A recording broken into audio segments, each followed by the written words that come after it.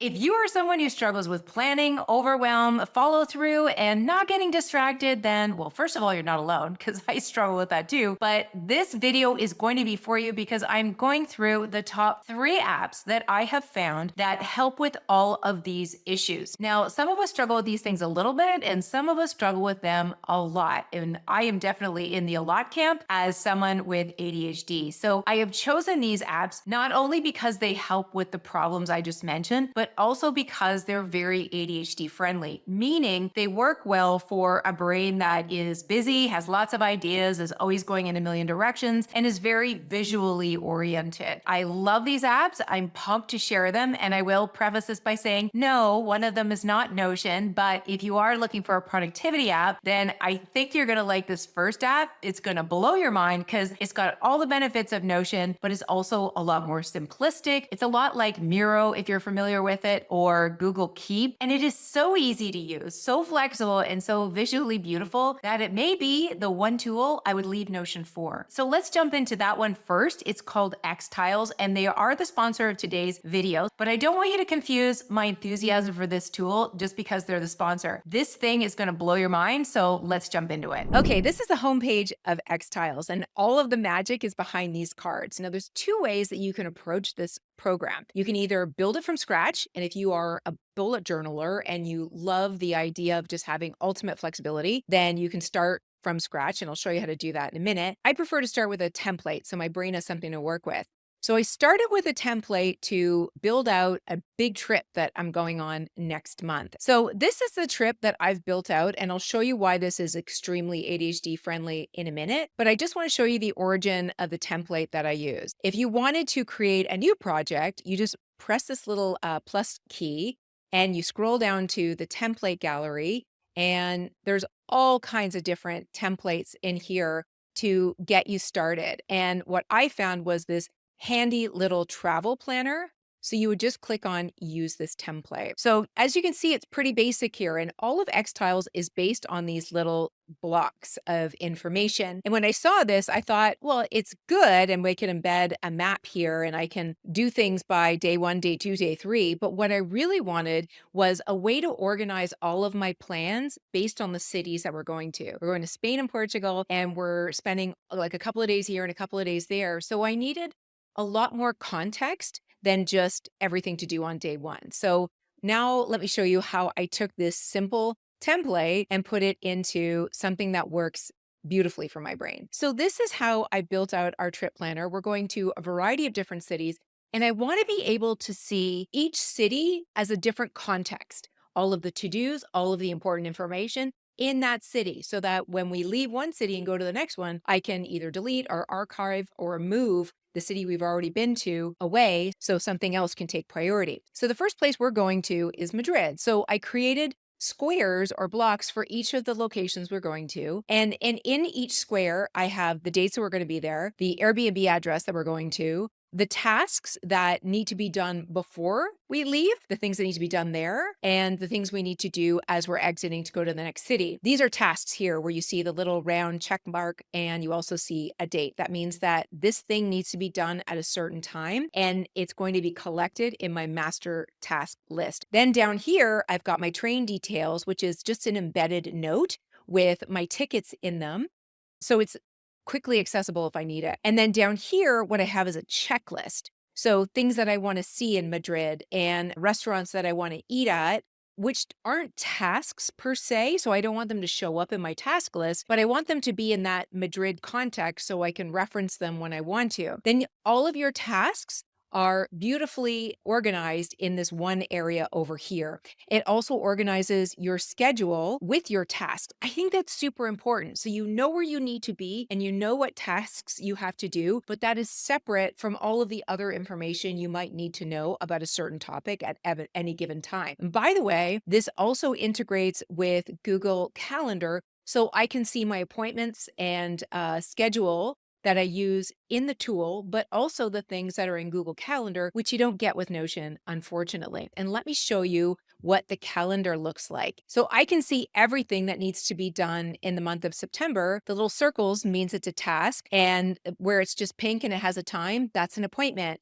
So let me show you what it looks like when you start from square one. All you need to do is start with a new project and start from scratch. And then in here, you've got basically a bullet journal and you can do anything with it. So if you hit the little plus sign, it will give you your first tile. You can make anything with this tile. It can be your entire plan for a day. It can be your entire plan for a week, or it can be one context and you can make this entire page a 1 week planner. The other beautiful thing about XTiles that is very ADHD friendly is that there is a quick capture inbox. So if you are on the go and you think of something that you need to address later, you can put it in the inbox. You can also put in screenshots, voice recordings, anything that you want to capture when you're on the go. And then when you're back at your desktop and you're ready to process those things you picked up on the go, they're all right here in your inbox. So here's one random note that I use as an example. And if there was an action to this, then I could either pull it into my task on the appropriate day, or I can address it right there or put it wherever else it needs to go. So this is my weekly planner that I've been experimenting with here. And I started again from a template, but then I built it out to make it contextually relevant and interesting for my brain. Every time you want to add something to one of these tiles, all you do is click the plus sign and the options are endless. I can put a PDF in there. I can put a video in there. I can create a bullet list, Google Docs, slides, and sheets. I can put in a Pinterest pin or a Loom video. And that to me is the ultimate ADHD friendly way to manage the flow of information that I've got constantly going through my brain. So I love the setup of this. Visually, it's so much fun. And the one other thing that I'll say about it being ADHD friendly, very often when we have a planner system in place, we get bored of it, right? So it needs to be resparkleized. This is so malleable. I can take these things and move them around and make them bigger or smaller or a different color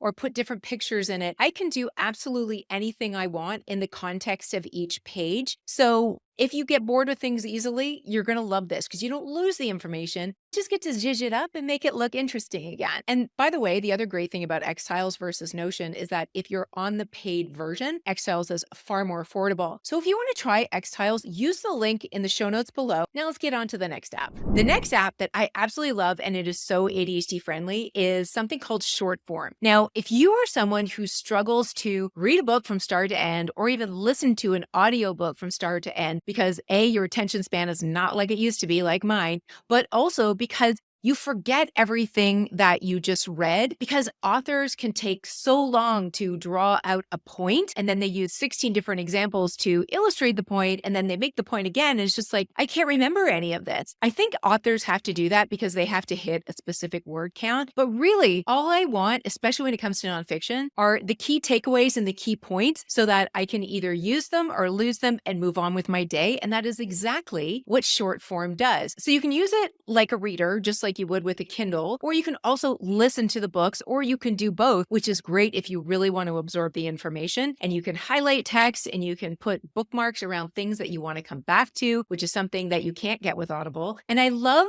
the fact that all of the books are so thoughtfully distilled down to the key points. So rather than having to dedicate, let's be honest, weeks and weeks to finish a book, you can get it done in like less than an hour and you can remember all of the key points because they're crystal clear, they're laid out for you, and it's not TLDR, which by the way, if you don't know what TLDR means, it means too long, didn't read. So that's what I love about Shortform, and it's comparable in price to Audible. It has the majority of most recent books and classics, both in fiction and nonfiction.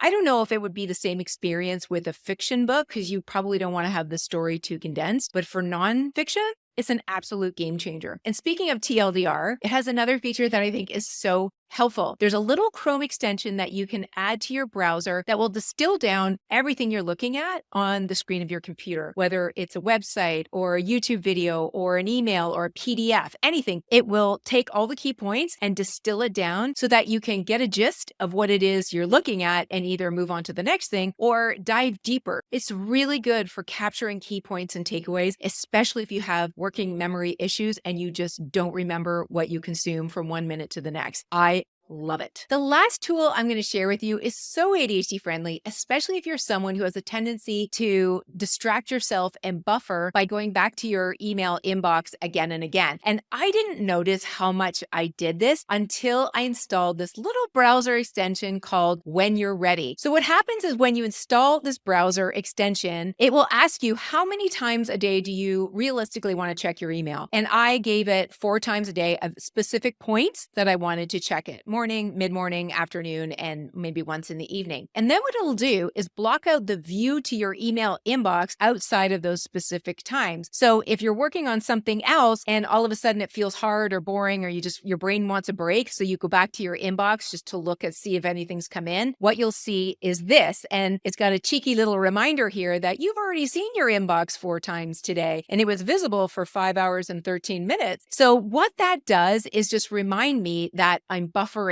and it starts to break that habit of stepping away from hard or boring things to come back to my inbox just to buffer. But here's the thing. Let's say you're working on something and you've got to send out an email related to that project. You still have access to your inbox so that you can send email. And the other thing is, if you really do need to look at your email, you just click on show inbox and it will actually reveal your inbox for you. But just that one step of putting your inbox behind that little button is such a jarring reminder that you're going back to your inbox far more than you need to, and you're using it as an excuse to distract yourself. So I love that little tool. It is free, but it'll put a little markup in your emails saying that you're using the tool just to help promote the actual brand. Or you can spend, I think it's like $4 a month if you don't want that little marker. I think it's great. And if I'm ever emailing with other ADHDers, I would want them to know about this tool as well. So those are the 3 tools that I am absolutely loving right now and are making a huge difference in my productivity, my ability to get things done in a way that works for my brain, and also to read and consume